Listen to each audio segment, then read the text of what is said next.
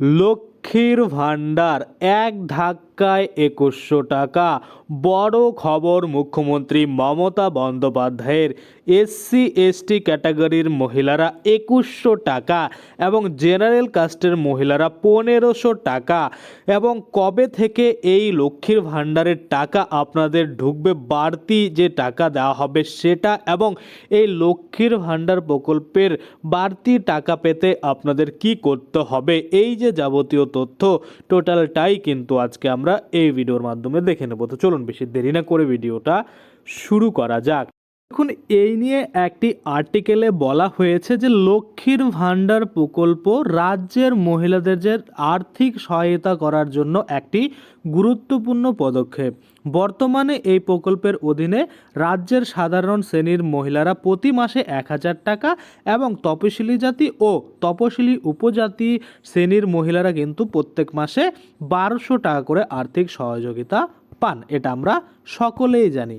তো এবার যদি আমরা দেখি লক্ষ্মীর ভাণ্ডার প্রকল্পের টাকা কি বাড়ছে, দেখুন সূত্রের খবর অনুযায়ী লক্ষ্মীর ভাণ্ডার প্রকল্পের ভাতা এক লাফে প্রতি মাসে ২১০০ টাকা পর্যন্ত হচ্ছে।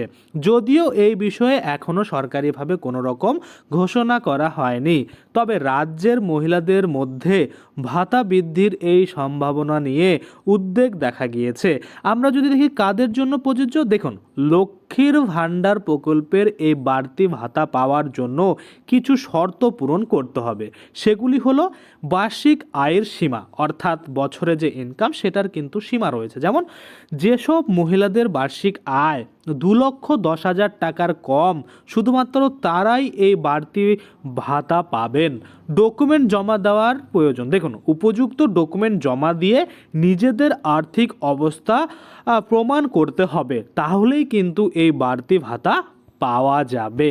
তারপরে যদি আমরা দেখি কবে থেকে কার্যকর হবে, দেখুন অনুমান করা হচ্ছে ২০২৬ সালের বিধানসভা নির্বাচনের আগে লক্ষ্মীর ভাণ্ডার প্রকল্পের ভাতা বৃদ্ধি কার্যকর করা হতে পারে। অর্থাৎ এই যে বৃদ্ধি করার কার্যকর সেটা কিন্তু হতে পারে, যদিও এই বিষয়ে নির্দিষ্ট তারিখ এখনও চূড়ান্ত করা হয়নি। তবে সরকার এ বিষয়ে দ্রুত কোনো সিদ্ধান্ত নিতে পারে বলে মনে করেছে অনেক রাজনৈতিক মহলের আধিকারিকরা। তারপরে যদি আমরা দেখি মহিলাদের প্রতিক্রিয়া, দেখুন লক্ষ্মীর ভাণ্ডার প্রকল্পের আওতায় ভাতা বাড়ানোর খবর রাজ্যের মহিলাদের জন্য অত্যন্ত সুখবর নিয়ে আসবে।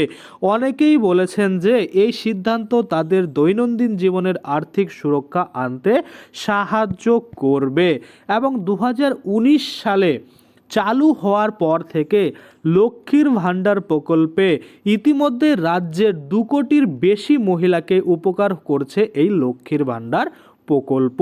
প্রতি মাসে নির্দিষ্ট সময়ে এই প্রকল্পের টাকা সরাসরি তাদের ব্যাংক অ্যাকাউন্টে দেওয়া হয়, যা তাদের দৈনন্দিন চাহিদা মেটাতে বিশেষভাবে সাহায্য করে। তো আশা করি আপনারা বুঝতে পারছেন এই যে লক্ষ্মীর ভাণ্ডার প্রকল্পের টাকা সত্যি কি বাড়ানো হবে, বাড়ানো হলে কবে বাড়ানো হবে, কারা পাবে, কবে থেকে পাবে, সমস্ত কিছুই কিন্তু আজকে আমরা এই ভিডিওর মাধ্যমে দেখে নিলাম। তো আজকের জন্য ভিডিওটা এখানেই শেষ করব।